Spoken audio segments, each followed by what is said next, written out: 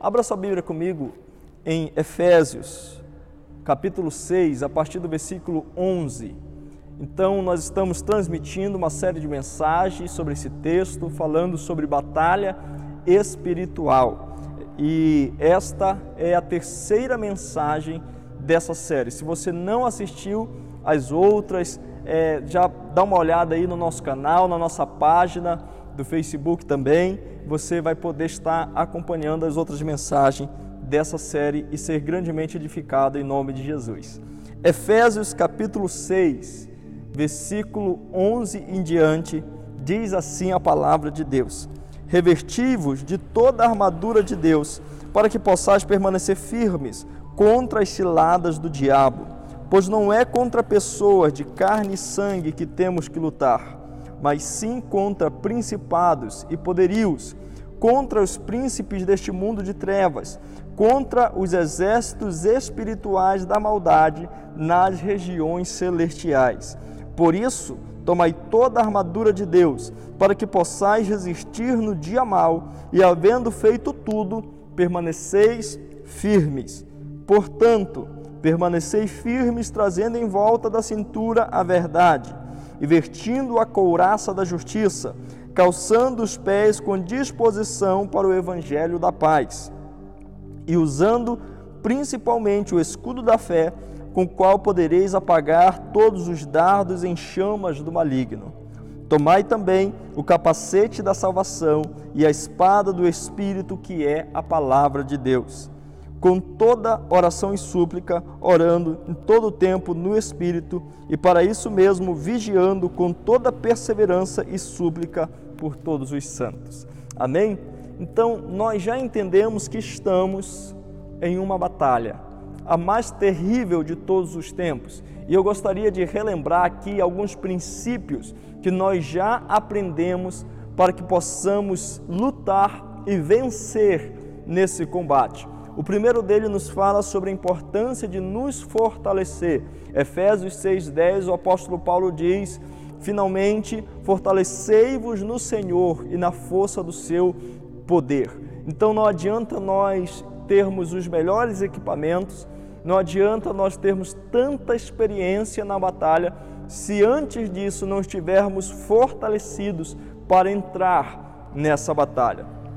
O segundo princípio nos fala sobre a importância de saber contra quem estamos lutando. A palavra nos fala que a nossa luta não é contra pessoas de carne e sangue, mas sim contra principados e poderios, os príncipes das trevas, os exércitos da maldade nas regiões celestiais. Queridos, o nosso inimigo é Satanás e seus demônios. Ele é o inimigo de Deus e também o nosso. E o inimigo, ele é um ser astuto, estrategista, um ser oportunista. Por isso é muito importante nessa batalha nós sabermos quais são as principais características e estratégias do nosso inimigo, para que nós possamos lutar e prevalecer contra ele em nome do Senhor Jesus. O terceiro princípio nos fala a respeito do equipamento, do revestimento para essa batalha. A palavra nos diz que nós devemos nos revestir de toda a armadura de Deus. E eu quero chamar a sua atenção para duas verdades importantes nesse versículo. Revesti-vos de toda a armadura de Deus. Primeira verdade é que existe um equipamento correto para a batalha espiritual. Nós não podemos vencer um combate espiritual com armas carnais. Muitas vezes alguma dificuldade, problemas que as pessoas estão passando, que as pessoas estão enfrentando, seja na família, no ministério, no trabalho, na sociedade, muitas vezes são problemas espirituais e as pessoas ficam buscando técnicas humanas para resolver essas questões.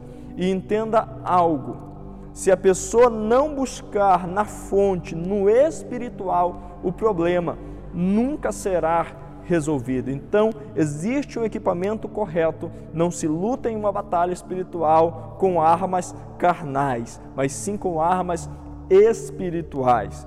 E segunda verdade é que esse equipamento, ele precisa ser completo. A palavra nos fala, nos revestivos de toda a armadura de Deus, e não apenas de uma parte dessa armadura. Daqui a pouco nós vamos ver que o apóstolo Paulo, ele usa 6 itens, ele coloca ali 6 itens nessa armadura. E muitas vezes o cristão, ele quer colocar um, mas não quer colocar o outro. Entenda algo, nessa armadura todos os itens são muito importantes. Você não pode ter apenas um item, apenas 2, apenas 4, apenas 5, mas você deve ter os 6, como diz a palavra de Deus. Amém? Portanto, revestivos de toda a armadura de Deus. Então, nessa mensagem de hoje, nós vamos compreender o que significa cada item dessa armadura e como eu posso colocar, como que eu posso me revestir da armadura de Deus. É isso que nós vamos compreender a partir desse momento, em nome de Jesus. Então fica ligado comigo, compartilha essa mensagem com outras pessoas nesse exato momento, para que eles também sejam edificados para a glória de Deus. Amém, queridos? Quero convidar aqui a soldada mais linda do meu planeta, que vai me ajudar, a minha querida esposa, que ela vai estar me ajudando nesse momento a explicar as armaduras de Deus. O apóstolo Paulo, ele usa como exemplo a armadura que os soldados romanos usavam naquela época. E ele fala sobre 6 itens, falando na ordem que está na Bíblia, na palavra de Deus. Ele fala sobre o cinturão da verdade, a couraça da justiça, as sandálias, não sei se está dando para ver na câmera, mas ali, amém, glória a Deus, as sandálias do Evangelho, o escudo da fé, o capacete da salvação e a espada do Espírito. Vamos fazer o seguinte, para você aprender melhor quais são essas armaduras de Deus. Eu gostaria que você que está me assistindo nesse momento, se possível, coloque-se de pé e você vai fazer como uma menção, como se estivesse colocando realmente uma armadura, tá bom? Queridos, isso aqui, só para você entender, é algo didático para que você possa memorizar melhor as armaduras de Deus, amém? Então, você vai ficar comigo aí, como se fosse um soldado do exército de Deus vivo, e nós vamos colocar agora o cinturão da verdade. Pega o cinturão e você vai colocar o cinturão da verdade, amém? Cinturão da verdade. Agora, também a couraça da justiça. Faz de conta que você está colocando a couraça da justiça em você nesse momento, amém? Você está se revestindo das armaduras de Deus. Nós estamos fazendo uma simbologia disso. Mas você também precisa calçar os seus pés. Aponta agora para os seus pés, exatamente aí, para que você possa marchar, para que você possa correr, para que você possa ter agilidade nessa batalha. É necessário ter um calçado específico para isso. E também você precisa ter agora o escudo da fé. Levanta o escudo da fé em nome de Jesus, se protegendo de todo dardo inflamado do inimigo, para a honra e glória do nosso Deus. E agora você vai pegar e colocar também um capacete da salvação. Imagina um capacete sobre a tua cabeça. E agora você ergue a sua mão direita, e aqui na tua mão direita está a espada do Espírito, que é a palavra de Deus. Amém? Então são esses os 6 itens das armaduras. Agora entenda uma coisa, meu querido. Com certeza, os soldados romanos não usavam toda essa armadura por um acaso. Cada parte dessa armadura tinha uma função específica. O soldado não podia ir para a guerra simplesmente com escudo, mas não levar a couraça, ou não levar a espada, ou então não levar o capacete. Cada item tinha ali uma simbologia específica importantíssima, nenhum era mais importante do que outro. É por isso que você precisa entender isso. A armadura precisa ser completa. Agora, o que significa cada item da armadura de Deus e como eu posso fazer para colocar essa armadura? Como que eu posso fazer isso? Porque eu possa realmente estar revestido com as armaduras de Deus. E aqui eu quero chamar a sua atenção para algo nesse momento. Talvez você que está me assistindo, que já ouviu falar das armaduras de Deus, pode ser que você já fez, ou faz, ou já viu alguém fazer a seguinte oração falando assim: Deus, eu peço que o Senhor venha me revertir com as tuas armaduras. Coloque em mim o capacete da salvação, a couraça da justiça, o cinto da verdade, o calçado. E queridos, preste muita atenção nisso aqui. Não existe nenhum erro de você orar dessa maneira. Pelo contrário, a oração é uma das formas que nós vamos nos revestir com essa armadura, é através da oração. Só que eu quero chamar a sua atenção para um detalhe muito importante. É possível uma pessoa fazer essa oração e mesmo assim não estar revestido com as armaduras de Deus. Talvez você me pergunte, mas como assim? Como que é possível isso? Você acabou de falar que não tem nada de errado com a oração. Exatamente, não tem nada de errado com essa oração. Inclusive, se você não ora dessa forma, você pode orar assim, pedindo que Deus venha te revestir.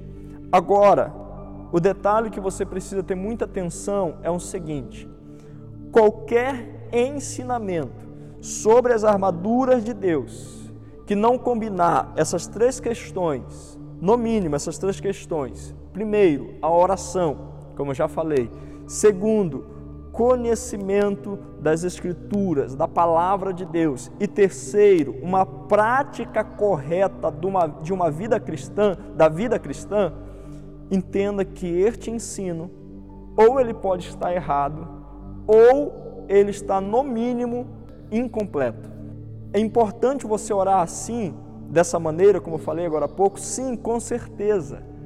Mas, junto com essa oração, precisa estar alinhado conhecer a Palavra de Deus, conhecer as Escrituras e ter uma prática correta da vida cristã. Amém? Então, o que significa cada item das armaduras de Deus?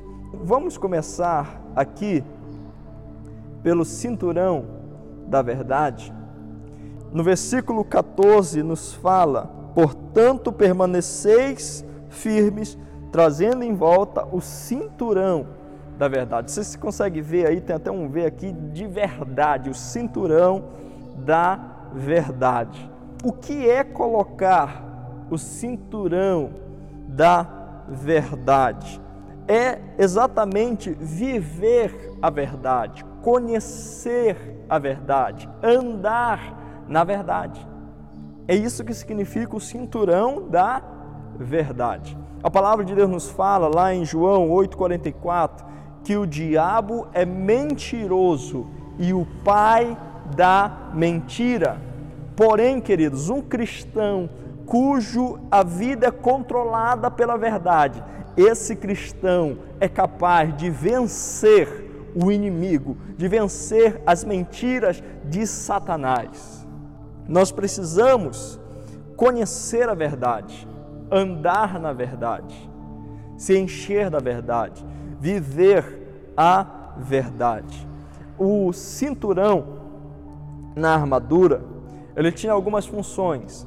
Uma delas era que ele segurava outras partes da armadura. Outras partes ele segurava. Isso significa que a verdade na vida do cristão é uma força integrante que o ajuda a ter vitória. Uma outra questão também é que quando a espada não estava na mão do guerreiro, quando ele não estava guerreando, onde ele descansava a sua espada? Justamente no cinturão da verdade. O que isso significa? Eu não posso usar a espada da verdade se primeiro eu não estiver vestido com a verdade. Eu não posso pregar a palavra da verdade se primeiro eu não estiver vivendo em mim a verdade. Agora, como que eu posso colocar em mim o cinturão da verdade na prática? Em primeiro lugar, você precisa conhecer a verdade. Que verdade eu preciso conhecer? Cristo e a sua palavra é a verdade que você precisa conhecer. O próprio Senhor Jesus diz, lá em João 14,6, eu sou o caminho, a verdade e a vida, e ninguém vem ao Pai a não ser por mim. Também no Evangelho de João capítulo 8, versículo 31 e 32, Jesus disse aos judeus que haviam crido nele, se permanecerdes nas minhas palavras, verdadeiramente serão meus discípulos, e conhecereis a verdade, e a verdade vos libertará. Para colocar o cinturão da verdade, eu preciso conhecer a Cristo, conhecer a sua palavra, permanecer em Cristo e permanecer também na sua palavra. Queridos, é totalmente impossível um cristão falar que está com o cinto da verdade se ele não estiver permanecendo em Cristo e também na palavra de Cristo. Entenda isso. Não adianta a pessoa fazer campanhas e mais campanhas da armadura de Deus se primeiramente ela não permanecer em Cristo e na sua palavra. Não adianta a pessoa fazer jejum e mais jejum, não estou dizendo que essas coisas não são importantes, pelo contrário, a palavra fala que tem castas de demônios que só saem com oração e com jejum.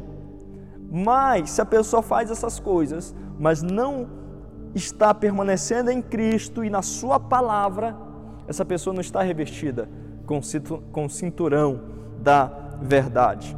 Agora, o segundo passo, depois de conhecer a verdade, é necessário também abandonar a mentira.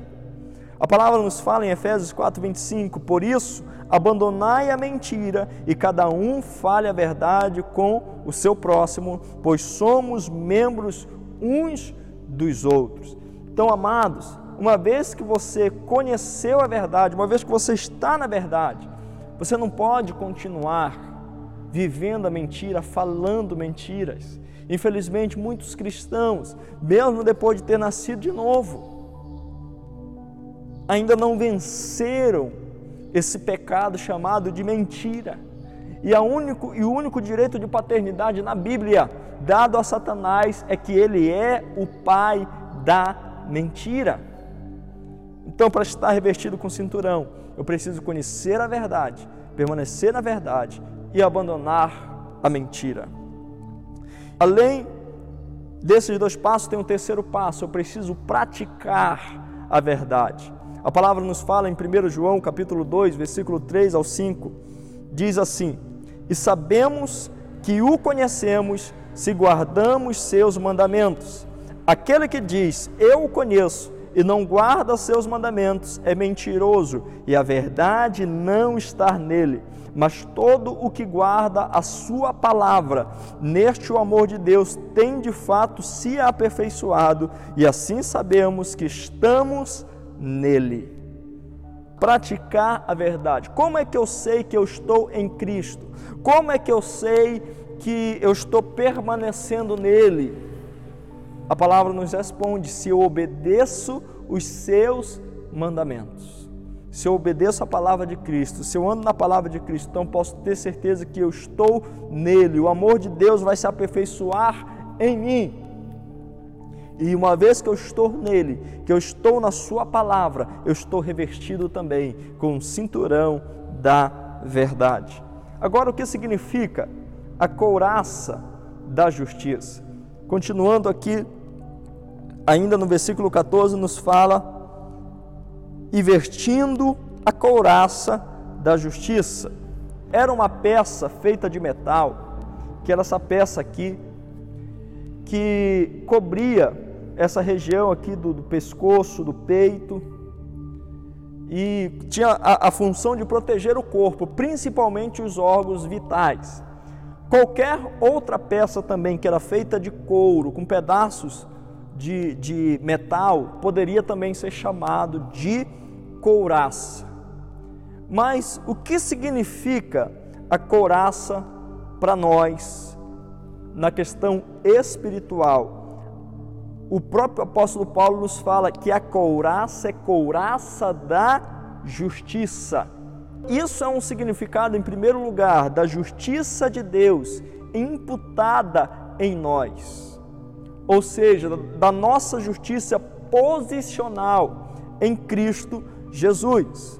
O que é isso, a justiça posicional em Cristo Jesus? A palavra nos fala em 2 Coríntios 5, 21, que daquele que não tinha pecado, Deus fez um sacrifício para que em nós fosse feita a justiça de Deus. Então olha essa palavra, daquele que não tinha pecado, ou seja, de Cristo Jesus, Deus fez um sacrifício para que nós fôssemos feitos a justiça de Deus. Quando você nasce de novo, quando você é alcançado pela graça de Cristo, a justiça de Deus é imputada em você. Você ganha um novo coração, você ganha uma nova vida, você ganha uma nova natureza. Agora você não está mais debaixo da condenação do pecado, mas você foi livre de toda a culpa do pecado. Isso se chama a nossa justiça posicional em Cristo Jesus. Então, amados, Satanás, ele é o grande acusador do povo de Deus, mas a acusação dele não pode prosperar contra a igreja, sabe por quê? Por causa da justiça de Deus imputada em você. Amém? A palavra nos fala lá em Romanos capítulo 8, versículo 33 e 34, quem trará alguma acusação contra os escolhidos de Deus? É Deus quem os justifica. Quem os condenará? Cristo Jesus é quem morreu, ou pelo contrário, quem ressuscitou dentre os mortos, o qual está à direita de Deus e também intercede por nós. A couraça da justiça também é um símbolo da nossa justiça processual em Cristo Jesus. O que é isso, a justiça processual? Entenda uma coisa, quando você recebeu Jesus, a justiça de Deus foi imputada em você. Agora, tem um detalhe. Nós continuamos vivendo em um mundo pecaminoso. Nós continuamos vivendo em um mundo de trevas. Então, queridos, o fato da justiça de Deus ter sido imputada em você não significa que nunca mais você vai sentir desejo de pecar.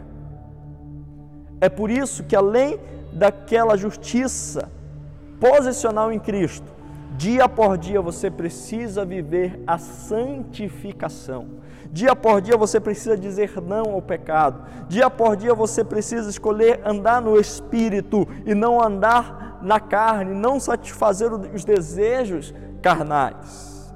Olha o que a palavra de Deus nos fala a esse respeito. Efésios 4:24 diz assim: e vós revestir do novo homem, criado segundo Deus, em verdadeira justiça e santidade.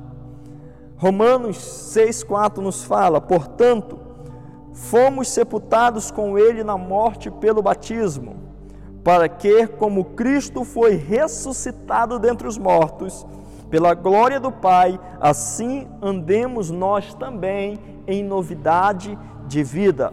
2 Coríntios 5,17 nos diz: portanto, se alguém está em Cristo, é nova criatura, as coisas velhas se passaram e eis que tudo se fez novo.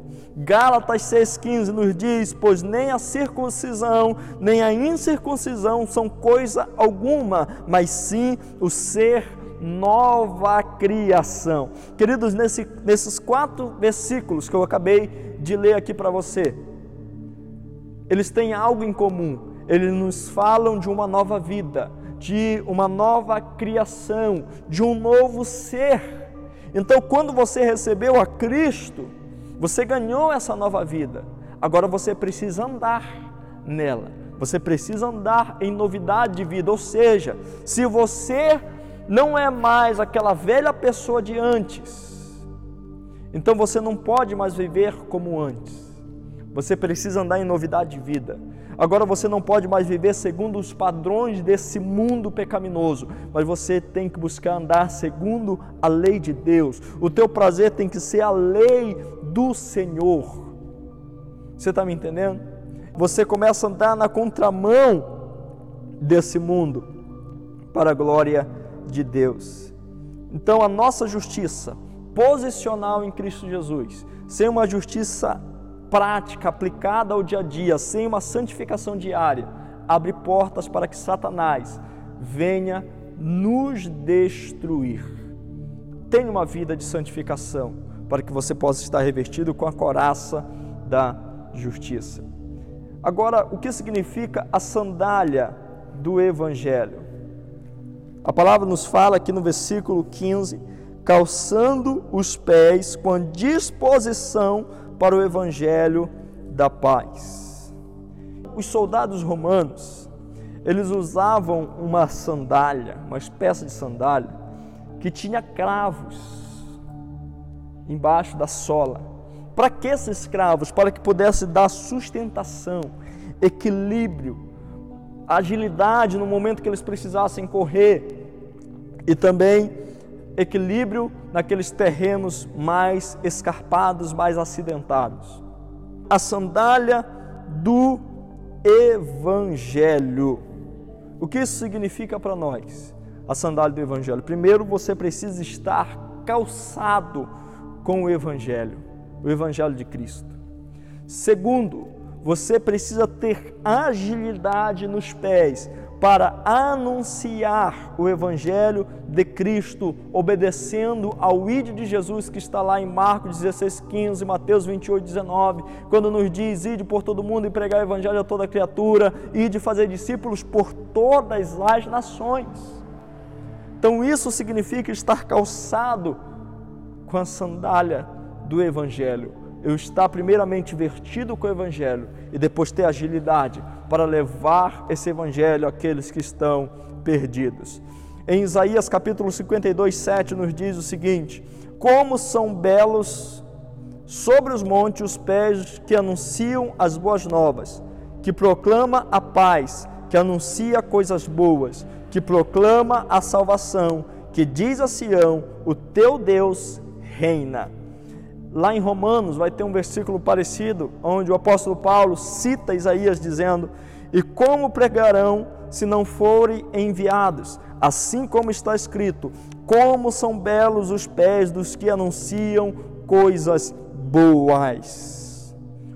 O diabo está declarando guerra o tempo inteiro contra o povo de Deus, contra o mundo, mas eu e você somos os mensageiros da paz. Nós somos os mensageiros das boas novas de Cristo. Nós somos a mensagem, nós temos a mensagem de esperança que esse mundo precisa.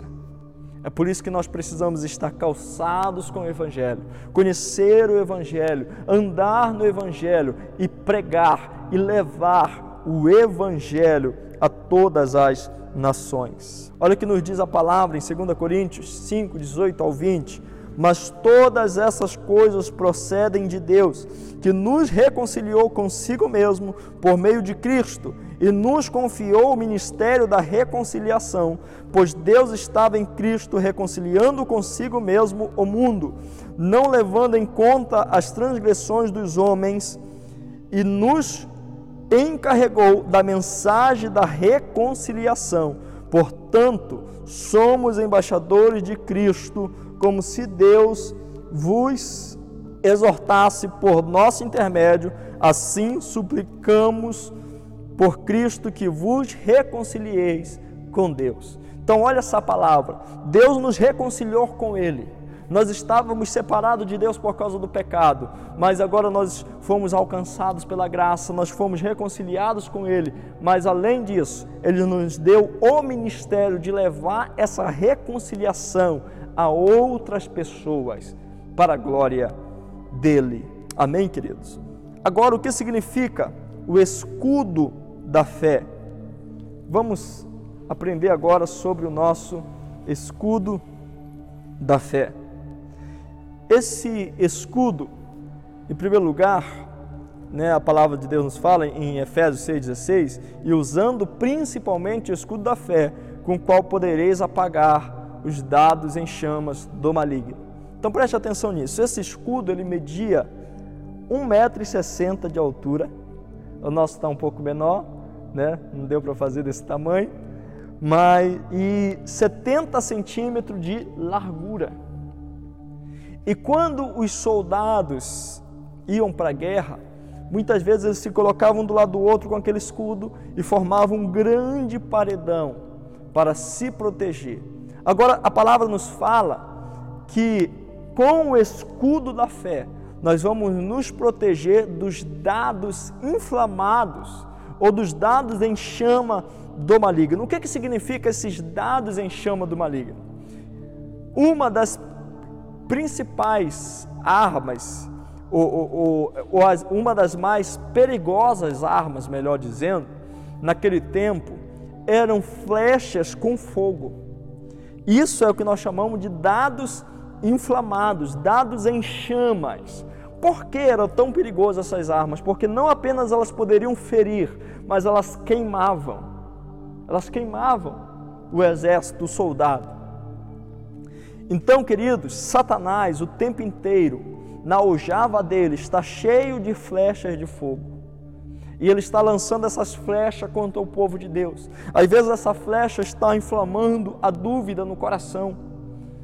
Como Satanás fez com Eva lá, colocando incredulidade lá no Éden, inflamando o coração dela. Às vezes essa flecha está inflamando a lascívia, está inflamando a blasfêmia contra Deus, a imoralidade, o forte desejo de pecar. E como é que nós vamos combater essas flechas em chamas de Satanás? Através do escudo da fé. Quando você levanta o escudo da fé, você está sendo protegido desses dados inflamados do inimigo que está vindo sobre você. Eu preciso crescer em fé. Amém? E a primeira coisa que você precisa entender aqui, entenda bem isso aqui que eu vou te falar. Eu já vou te falar como que você vai crescer mais em fé. Mas entenda uma coisa antes disso.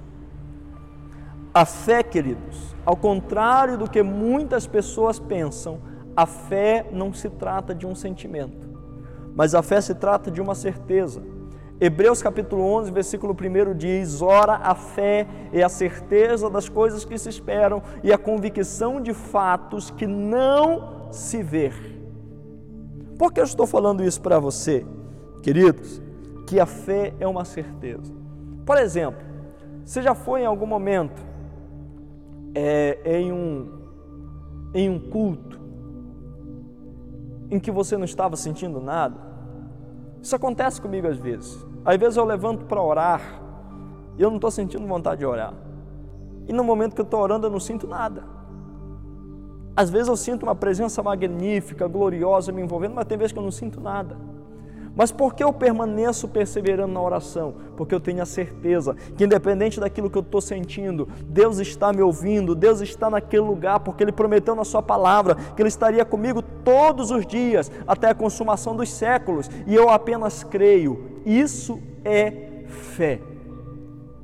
Então como é que eu vou combater os dados inflamados do inimigo? Através da fé. Crendo na palavra de Deus, crendo em Deus, crendo naquilo que Ele prometeu, crendo naquilo que Ele falou ao meu respeito. Isso se chama fé. Como gerar fé em meu coração? Primeiramente você precisa crer no Filho de Deus. A palavra nos fala em 1 João 5, 4 ao 5. Pois todo o que é nascido de Deus vence o mundo, e essa é a vitória que vence o mundo, a vossa fé. Aí no próximo versículo ele fala: quem vence o mundo, senão aquele que crer que Jesus é o Filho de Deus. Então a fé que nós precisamos ter não é aquela fé do pensamento positivo, como muitos pensam. muitos acreditam por aí, mas sim a fé de crer em Jesus Cristo como Filho de Deus. Esse é o primeiro passo para você encher o teu coração de fé. Você precisa crer em Jesus. Segundo, através do ouvir e do praticar a palavra de Deus. Ouvir, praticar e crer nessa palavra. Nos diz em Romanos 10, 16 e 17, mas nem todos deram ouvidos ao Evangelho, pois Isaías diz, Senhor, quem deu crédito à nossa mensagem? Portanto, a fé vem pelo ouvir, e ouvir pela palavra de Cristo. Ouça a palavra, se alimente da palavra, para que você possa crescer em fé, em nome de Jesus. A palavra também nos fala em Tiago 1,22, sedes praticantes da palavra e não somente ouvintes, enganando a vocês mesmos. Então eu preciso ouvir a palavra, crer na palavra e praticar essa palavra. E aí sim, eu estarei usando o escudo da fé e eu vou combater e eu vou me proteger de todos os dados, de todas as flechas em chamas do maligno para a glória de Deus. Amém, queridos? Agora o capacete da salvação. Tomai também o capacete da salvação. O que significa esse capacete da salvação? Isso significa ter uma mente controlada por Deus, pela sua palavra, pelo seu Espírito. Isso também nos fala sobre a certeza da esperança da vida eterna. Isso é o que significa o capacete da salvação. E como é que eu vou colocar esse capacete? Primeiramente, eu preciso renovar a minha mente pela palavra de Deus. Romanos capítulo 1, ou melhor, Romanos capítulo 12, versículo 2, nos diz, e não vos conformeis com esse século, mas transformai pela renovação do vosso entendimento. Renovar a minha mente. Quando é que eu renovo a minha mente? Quando eu deixo de lado os meus próprios conceitos, os meus próprios pensamentos, os conceitos do mundo, os conceitos errados que eu aprendi por aí, para adotar os conceitos da palavra de Deus. Amém, queridos? Isso significa renovar a nossa mente em Cristo Jesus. Então, por exemplo, às vezes, antes de você vir para Cristo, você talvez pensava da seguinte forma, sexo antes do casamento, pular a cerca de vez em quando, um baile funkzinho de vez em quando, isso não tem nada a ver. Esse é o pensamento do mundo. Mas qual que é o pensamento da palavra de Deus? A minha mente precisa ser controlada por Deus, pelo seu Espírito Santo, pela sua palavra. Qual é o pensamento da palavra de Deus a esse respeito? Qual é? Que as trevas não têm comunhão com a luz. Que se eu estou em Cristo, eu sou nova criatura, então eu preciso ter uma nova postura, eu não posso mais viver segundo os padrões desse mundo. Você está me entendendo? Uma mente controlada pelo Espírito. Isso é colocar o capacete da salvação. Então, muitas vezes a pessoa se diz cristã, diz que foi alcançado pela graça de Deus, mas não quer andar, pensar segundo o Espírito e segundo a sua palavra. Entenda isso, queridos. Se você se diz cristão, mas não procura andar segundo os pensamentos de Deus, então eu te pergunto, que cristianismo é esse que você está crendo? Que cristianismo é esse que você está vivendo? Há dúvidas sobre esse cristianismo. Segundo, nós precisamos preencher a nossa mente com as coisas que vêm do alto, com as coisas que vêm de Deus. A palavra nos fala em Filipenses 4:8, quanto ao mais, irmãos, tudo que é verdadeiro, tudo que é honesto, tudo que é justo, tudo que é puro, tudo que é amável, tudo que é de boa fama, se há alguma virtude e se há algum louvor, nisso pensai. O que tem ocupado a tua mente? Tem sido a dúvida contra Deus? O que tem ocupado a tua mente? Tem sido a ansiedade, as preocupações dessa vida, com esse mundo, com as coisas passageiras? Ou a sua mente está sendo ocupada por Deus, pela sua palavra, pelos seus princípios? O que tem ocupado a tua mente, meu irmão, minha irmã? A palavra nos fala também, lá em 1 Tessalonicenses 5:8, mas nós, visto que somos do dia, sejamos sábios, vestindo a armadura da fé e do amor, tendo por capacete a esperança da salvação. Quando Deus controla a nossa mente, Satanás não pode nos levar a fracassar. Não pode. Amém, queridos? O crente que estuda a palavra de Deus, o crente que está firmado, o crente que está renovando a sua mente, ele não vai cair em qualquer cilada, em qualquer engano de Satanás. Agora, por último, nós temos também a espada do Espírito. E o que é a espada do Espírito? A própria Bíblia nos fala que é a palavra de Deus. A espada do Espírito, que é a palavra de Deus. Nós vencemos os ataques do diabo e triunfamos sobre ele por meio da palavra. É pela palavra que saqueamos o reino das trevas. Essa é uma arma de ataque contra o inimigo, a palavra de Deus. A palavra de Deus. É interessante que quando Jesus estava sendo preso, quando ele foi traído por Judas, o apóstolo Pedro tira a sua espada carnal e ele vai para cima daquele soldado. E o que aconteceu? O apóstolo Pedro teve uma derrota naquela noite, pois no final das contas ele acabou fugindo, ele acabou negando a Cristo, porque ele tentou vencer aquela batalha com uma arma carnal. Ele tentou atacar o inimigo com arma carnal, mas quando chega lá no dia de Pentecostes, aí o apóstolo Pedro tira a espada do Espírito e ele começa a pregar, ele começa a saquear o reino das trevas, e naquele dia Satanás teve uma grande derrota, com aproximadamente 3.000 almas que se renderam a Cristo Jesus. Então, queridos, a espada do Espírito, a palavra de Deus precisa estar na nossa mão.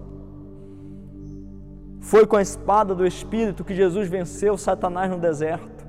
Quando Satanás falava algo para ele, a resposta de Jesus era: está escrito, está escrito, está escrito, está escrito. Pela espada do Espírito, ele venceu a Satanás quando foi tentado lá no deserto. Amém?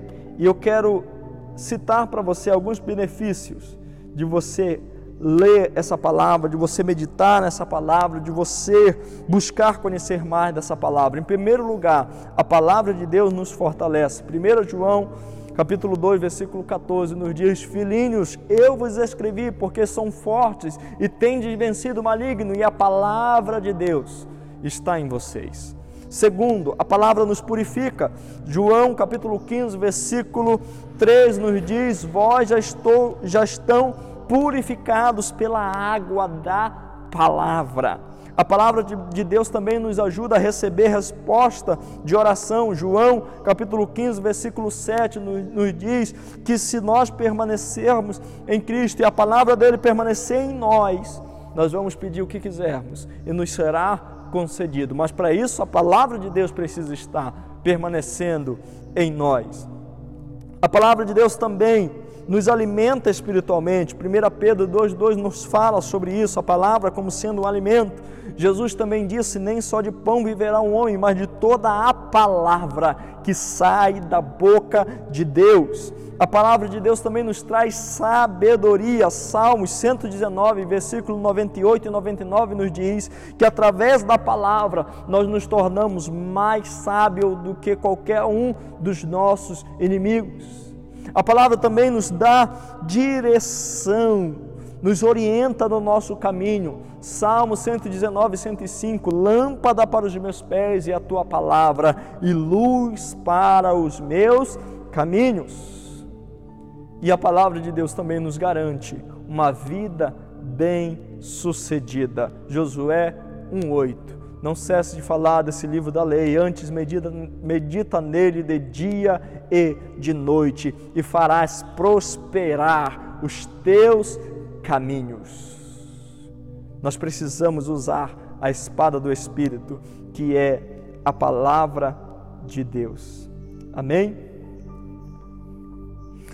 Agora, por que nós precisamos nos revestir com toda a armadura de Deus? Eu quero te dar 3 razões. A primeira está no versículo 11, que nos diz para que possamos ficar firmes contra as ciladas do diabo. Então, Satanás o tempo todo está atacando. E para que você possa resistir ao diabo, é necessário estar com as armaduras de Deus. Segundo lugar, para que possamos resistir o dia mau. Todos nós vamos passar pelo dia mau. Cedo ou tarde, o cristão enfrenta o dia mau. E para estar firme nesse dia, também é necessário as armaduras de Deus. E em terceiro lugar, para que possamos permanecer firmes. A palavra nos fala aqui no final do versículo 13, para que possais resistir o dia mau. Aí depois, e havendo feito tudo, permaneceis firmes. Como assim, e havendo feito tudo, permaneceis firmes? Satanás é um ser muito persistente. Mesmo depois de ter sido derrotado, ele sempre vai voltar a atacar. É por isso que você não pode, em nenhum momento, descuidar das armaduras de Deus. Amém? Isso é necessário. Agora, queridos, lembra que eu falei que todos os itens são importantes? Você percebeu algo? Aqui nós temos aqui as armas de defesa. Quais são elas? O escudo é uma arma de defesa, couraça é uma arma de defesa, o capacete também é uma arma de defesa. Nós temos também uma arma que eu poderia chamar de uma arma de sustentação, de integração, que é o cinturão da verdade. Nós temos uma arma de ataque, que é a espada do Espírito. E nós temos uma arma para nos trazer equilíbrio e agilidade, que é as sandálias do Evangelho. Agora, olha que coisa interessante. Uma arma de ataque, a espada do Espírito, isso nos fala da suficiência da palavra de Deus. Você não precisa de uma nova revelação para vencer na batalha espiritual. Você precisa estar firme na palavra, na espada do Espírito. Agora, 3 armas de defesa, o escudo, a couraça e o capacete. O que isso representa para nós? Isso nos fala dos diversos princípios que estão na palavra de Deus. Como é que você vai fechar as brechas contra Satanás? Como é que você não vai permitir que ele encontre um jeitinho de entrar, de destruir, de devorar você? Como? Praticando essa palavra. Então nós temos uma palavra, nós temos uma revelação e diversos princípios dentro dessa palavra, dentro dessa revelação. Amém? Agora nos fala também sobre o cinturão, que nos diz a respeito da verdade, que aponta para Cristo. Cristo é a verdade. O que isso significa? Que não apenas eu preciso conhecer a letra dessa palavra, mas eu preciso conhecer a Cristo. Você está me entendendo? Porque tem muitas religiões que usam também a Bíblia, mas não conhecem a Cristo. Eu preciso conhecer a Cristo. Cristo vai ser essa força integrante, permanecer nele. Se eu não permaneço em Cristo, a minha justiça não tem sustentação alguma. Não tem sustentação alguma. E também as sandálias, que nos fala sobre o equilíbrio, nos fala sobre a agilidade. Que equilíbrio é esse, queridos? Que equilíbrio que eu estou falando? Entenda uma coisa. O cristão que foi alcançado por Deus, ele recebeu o ministério da reconciliação. Ele recebeu o mandamento de ir e fazer outros discípulos. Um cristão que não obedece o ID de Jesus, um cristão que não tem os pés ágeis para levar a mensagem do Evangelho, ele pode se tornar um cristão desequilibrado. E outro detalhe também, um cristão que não está vertido com o Evangelho, que não está calçado com o Evangelho, facilmente ele vai deslizar no campo de batalha. Então você percebe que todos os itens são importantíssimos para a glória de Deus. Amém? Agora eu quero fazer a você algumas aplicações. Quero agradecer minha esposa também, que participou aqui conosco, né, mostrando as armaduras de Deus. Mas eu quero fazer algumas aplicações aqui para você. Em primeiro lugar, traga em volta da cintura o cinto da verdade. Ou seja, conheça a verdade. Conheça a verdade, abandone a mentira e viva a verdade. Fale a verdade, ande na verdade. Segundo, vista a couraça da justiça, ou seja, tome posse da tua justiça posicional em Cristo, através de uma vida diária de santificação. Terceiro, calce as sandálias do Evangelho, viva o Evangelho e corra para anunciá-lo aos que estão perdidos. Quarta aplicação, se proteja dos dados do inimigo através do escudo da fé. Creia em Jesus. Ouça e pratique a palavra de Deus. Use também o capacete da salvação, tenha uma mente renovada pelo Espírito Santo e pela palavra de Deus e mantenha viva a esperança da tua salvação. E por último, ataque o inimigo usando a espada do Espírito, conheça a palavra, viva a palavra e pregue a palavra. Também seja vigilante em todo o tempo. Não se descuide de toda essa armadura completa em nenhum momento, em nome de Jesus. Agora, além dessas armaduras de Deus, é necessário também uma energia para vencer nessa batalha. E essa energia se chama a oração. Lembra que eu falei no começo que não é só a oração para se revertir? Agora, uma outra questão também é verdade. Sem a oração, você também não vai se revertir. Então, se você apenas ora, mas não busca viver, permanecer em Cristo, viver a sua justiça posicional e processual nele, você não vai estar revertido. Mas sem a oração, também vai ser impossível você permanecer em Cristo, vai ser impossível você viver uma santificação diária, vai ser impossível você permanecer na palavra. Então, a grande energia para essa batalha, que se chama oração, será o tema, o assunto da próxima mensagem dessa série, e você não pode perder, para a glória de Deus.